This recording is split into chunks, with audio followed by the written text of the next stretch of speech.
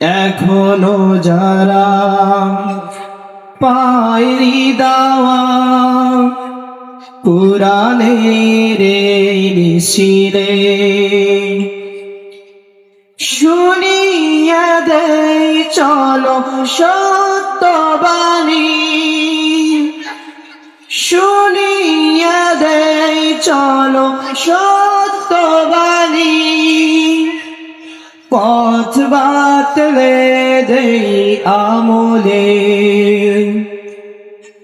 বলে দেই বুকে টেনে